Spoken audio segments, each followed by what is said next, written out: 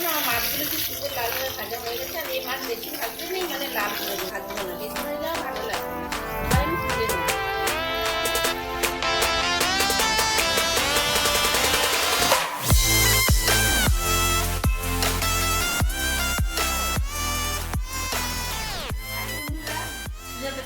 আপনাদের স্বাগত জানাই।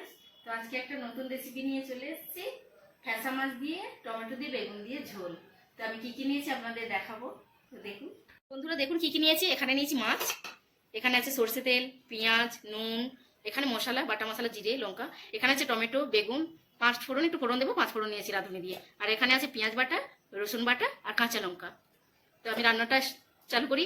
বন্ধুরা, আমি তেল দিয়ে কড়াইটা গরম করে নিয়েছি। এবার মাছগুলো এক এক করে ভেজে নেব।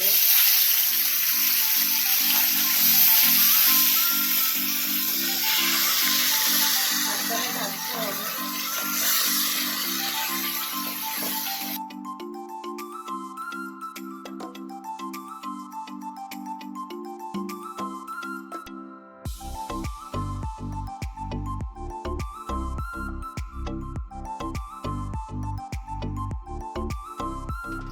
দেখুন আমার মাছগুলো খুব সুন্দর লাল করে ভাজা হয়ে গেছে। আর এই মাছ বেশি ভাজতে নেই, মানে লাল করে দিয়েছি।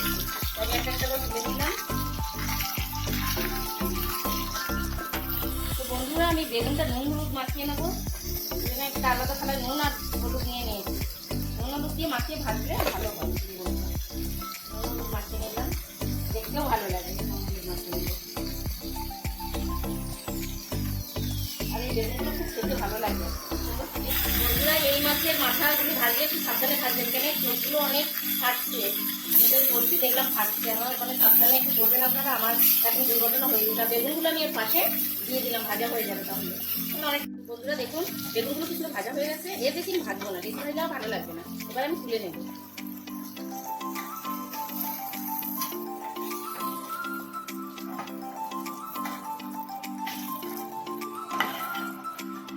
দেখুন আমার ওই মাছ ভাজার তেলটা বেশি হয়ে গেছে, বেঁচে গেছে। তো ওতে আমি ফোড়ন দিয়ে দিলাম, পাঁচ ফোড়ন দিয়ে দিয়েছি। এবার দেবো পেঁয়াজ কুচিটা। করে দেবো, একটু ভাজতে লাল লাল করে। তো বন্ধুরা, এবার দিয়ে দিলাম রসুন বাটা, দিয়ে দিলাম পেঁয়াজ বাটা। আমি একটু ভেজে নেবো, কাঁচা বাটা চলে যাবো। তো মশলাগুলো আমার ভাজা ভাজা হয়ে গেছে। এবার দিয়ে দেবো টমেটোটা। টমেটোটা একটু শক্ত, তো সময় টমেটো এগুলো ভেজে নেবো। এখানে আমি পরিমাণ মতো নুন দিয়ে দিলাম। আর এখানে বাটা মশলাটা রেখেছিলাম, ওটাও দিয়ে দিলাম। বন্ধুরা, হয় রান্না করতে করতে অনেক কিছু হয়।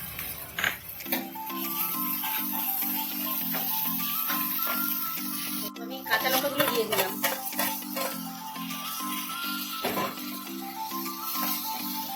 এবার বেগুনগুলো দিয়ে দেবো।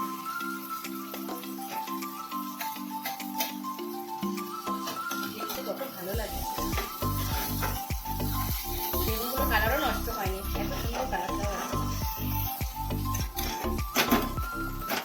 কষিয়ে নেবো।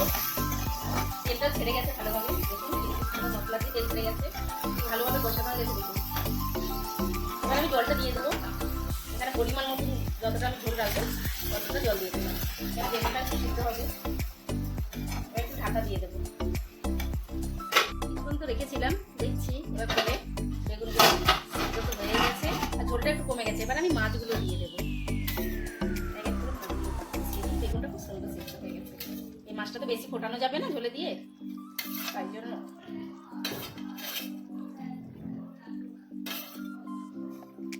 এটা দিয়ে আর কিছুক্ষণ একটু গ্যাসটা জোরে করে দিয়ে ফুটিয়ে নেবো।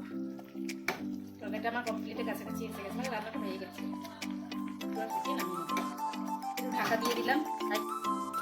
বন্ধুরা দেখুন, তরকারিটা একদম খুব সুন্দর হয়ে গেছে, মাপের ঝোল হয়ে গেছে। আর কালারটা দেখুন বন্ধুরা, তেল ঝাল। আপনারা এইভাবেই বানাবেন, কিন্তু হেভি লাগবে। আবার আমার হয়ে গেছে, আমি গ্যাসটা অফ করে দিলাম। তো বন্ধুরা দেখুন, রান্নাটা তো হয়ে গেছে আর আমি ভাত বেড়ে নিয়ে খেতেও বসে গেছি। তো আমি তরকারিটা নিই, গরম গরম ধোঁয়া ওঠা ভাত আর মাছ দিয়ে বেগুনটা ঝোল। আমি এক বাইট নিয়ে খেয়ে দেখি কেমন হয়েছে।